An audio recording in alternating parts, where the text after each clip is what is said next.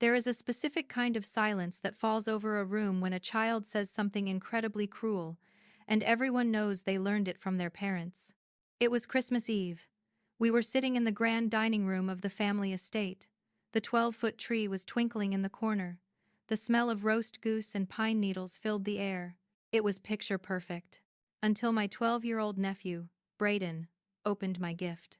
He tore the wrapping paper off the book. I had bought him a rare, first edition copy of an adventure novel he claimed to love. He looked at it. He sneered. Then he tossed it onto the floor like it was garbage. Mom was right. Braden laughed, looking at his mother, my sister, Caroline. She said you'd bring trash. She said you're too poor to even be in this house. Caroline didn't scold him.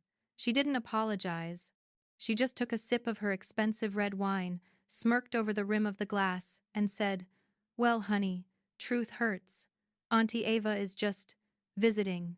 She doesn't belong in a mansion like this. She belongs in a trailer." I looked at the book on the floor. Then I looked at the roaring fire behind them.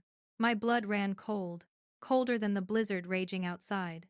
"Too poor for this house," I repeated softly. "Yes," Caroline snapped. "So don't get comfortable. Once Mom and Dad are gone, this place is mine. And you won't even be allowed in the driveway." I reached into my blazer pocket. I felt the crisp edge of the document I had brought with me. I wasn't planning to ruin Christmas. Really, I wasn't. But Caroline had just given me the perfect opening. I tapped the document against the mahogany table. Tap, tap, tap. "Actually, Caroline," I said, "you might want to check the stocking. I think Santa brought you an eviction notice." To understand why my sister thought she owned the ground I walked on, you have to understand the illusion my parents maintained for decades. I'm Ava. I'm 31. In my family, I am the black sheep. Not because I'm a criminal, or because I'm mean, but because I chose art over finance. My father was a banker. My mother was a socialite. My older sister, Caroline, followed in their footsteps perfectly. She married a hedge fund manager. She lives in a gated community, and she measures her self-worth by the size of the diamond on her finger. I became a digital artist. To them, this meant I was unemployed. They saw me working on a tablet in coffee shops and assumed I was starving. They didn't know that working on a tablet meant I was designing NFTs and digital assets for the metaverse. They didn't know that I sold a single collection last year for $4 million. They didn't know that my shabby apartment was a temporary rental while my custom-built eco-mansion was being finished in the mountains. I kept my success secret. Why? Because I saw how Caroline treated people with money. She consumed them. She borrowed and never paid back. She expected the world to hand her everything on a silver platter. I wanted my family to invite me over because they missed me, not because they wanted a loan. But the biggest secret involved the house we were sitting in, the Miller estate. 6 bedrooms, 4 acres, a library, a ballroom. It was the symbol of our family's old money status. Caroline worshipped this house. She talked constantly about when I inherit the estate. She had already planned which walls she would knock down. What Caroline didn't know, what nobody knew except my parents and me, was that 5 years ago, the Miller estate was almost auctioned off on the courthouse steps. Dad had made bad investments. He lost everything. The bank was foreclosing. My parents were terrified. Losing the house meant losing their reputation. They would be social pariahs. They called me, weeping. They didn't call Caroline, because they knew she would abandon them the moment the money ran out. I stepped in. I had just cashed out my first major crypto investment. I bought the house from the bank. I paid off the liens.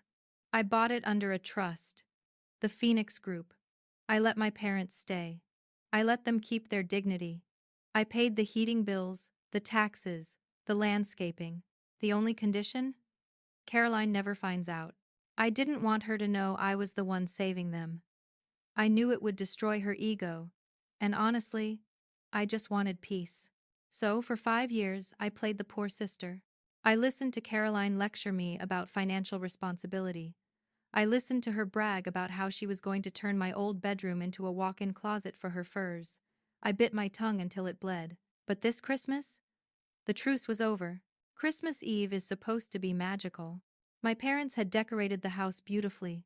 Garlands on the staircase, a fire crackling in the hearth, Bing Crosby singing about a white Christmas. But the atmosphere was toxic from the moment Caroline arrived. She walked in like she was royalty visiting her subjects. She was wearing a white fur coat, faux or real, I couldn't tell, but it looked expensive, and dragged her son, Braden, and her husband, Rick, behind her. Ugh, was the first thing she said. It smells like old people in here. When I take over, we are gutting this foyer. It needs more marble. I was in the living room, helping Mom hang the last ornament. Hello, Caroline, I said. Merry Christmas. She looked me up and down. I was wearing a vintage wool sweater and slacks. Comfortable. Understated. Oh, Ava, she sighed. You wore that? It's Christmas, not a funeral. Did you get that at a thrift store? It's warm, I said simply. Dinner was an ordeal. Caroline dominated the conversation. She bragged about Rick's bonus. She bragged about Braden's private school grades, which I knew were failing, but I stayed silent. She poured herself glass after glass of the vintage wine Dad had brought up from the cellar. This wine is wasted on you, Ava, she said, swirling her glass. You probably prefer boxed wine, right? That's what artists drink. My dad looked uncomfortable. Caroline, be nice. It's Christmas. I am being nice, she laughed shrilly. I'm just educating her. Someone has to tell her the truth. She's 31 and she has nothing. No husband, no house, no career. She leaned across the table, her eyes glittering with malice. Honestly, Mom, I don't know why you keep inviting her. It's embarrassing. When Rick and I move in here next year, we're going to have to set some ground rules. No moochers allowed. My mom dropped her fork. Move in. Next year. Yes, Caroline beamed. Rick and I decided. The upkeep on this place is too much for you and Dad. We'll move in, take over the master suite, and you guys can move into the guest cottage out back. It's better for everyone. I stared at her. The audacity was breathtaking. She was evicting our parents to the guest cottage? In their own house? Does Dad know about this plan? I asked. Dad does what I say. Caroline snapped. I'm the executor of the estate. I'm the eldest. This house is my birthright. Then came the gift exchange. We moved to the living room. The fire was roaring. Caroline handed out gifts like she was Oprah. For Mom, a scarf that looked cheap. For Dad, a tie. For Braden, a PlayStation 5, a drone, designer sneakers. For me, a gift card to a discount grocery store. Value, $25. I figured you needed groceries more than gadgets. She smirked. I took the card. Thank you, Caroline. Then, I handed Braden my gift. I had wrapped it carefully. It was a first edition of Treasure Island. I knew Braden loved pirates. It cost me $800. He tore it open. He saw a book. And that's when it happened. The sneer. The throw. The insult. You're too poor for this house. The air in the room froze. Caroline's laugh echoed. He's right, you know. Look at you. You don't fit in. This is a mansion, Ava, not a shelter. She stood up, walking over to the fireplace, posing with her wine glass. In fact, she announced, looking at the ceiling, I think next Christmas, we won't be doing this family dinner. It's too stressful.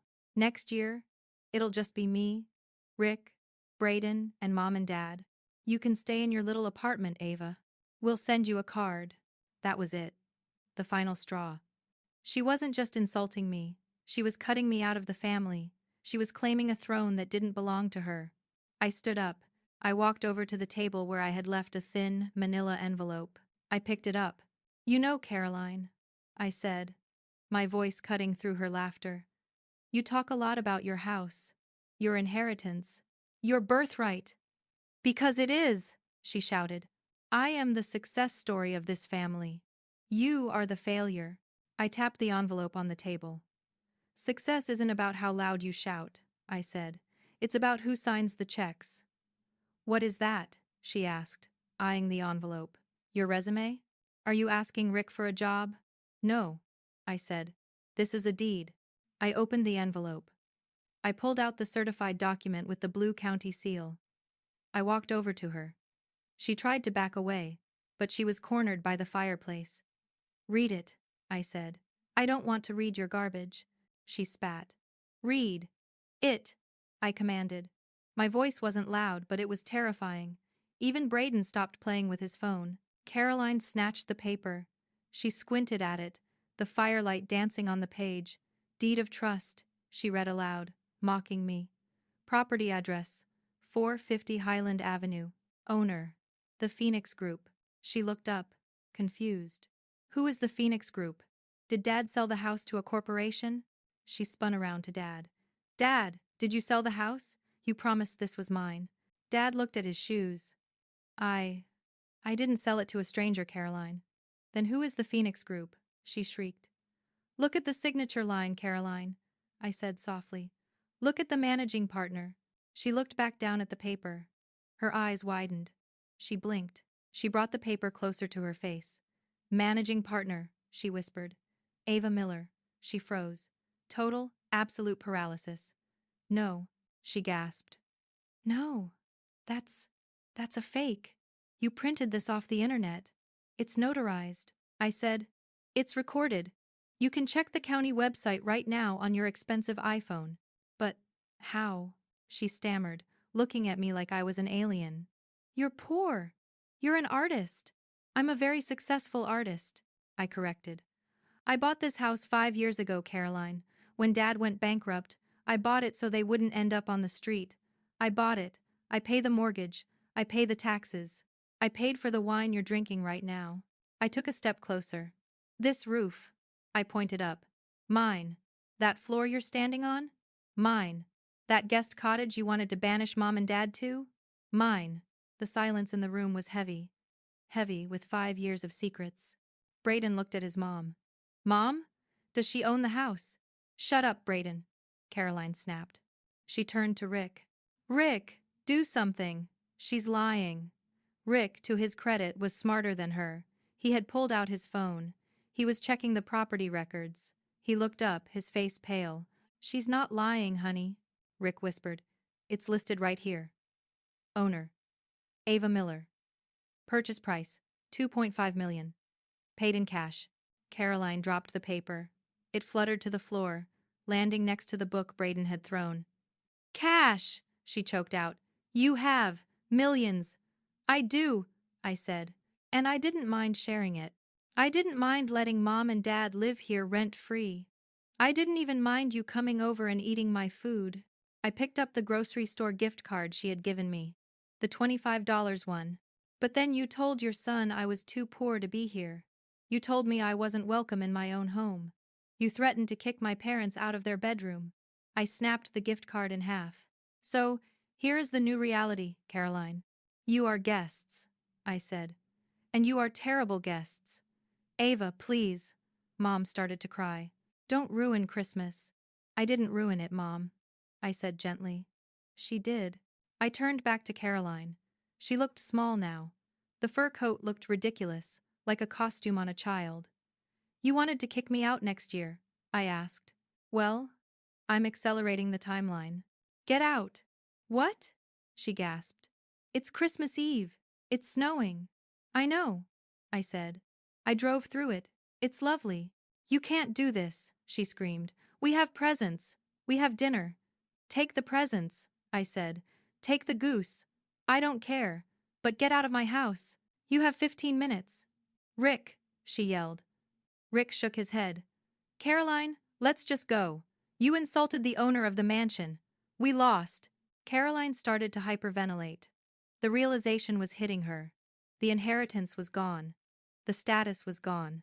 She was the poor sister now. Ava, she whimpered, changing tactics instantly. Ava, look, I was just joking. You know my sense of humor. We're sisters. You wouldn't kick your nephew out in the snow, would you? I looked at Braden, the kid who threw my gift on the floor.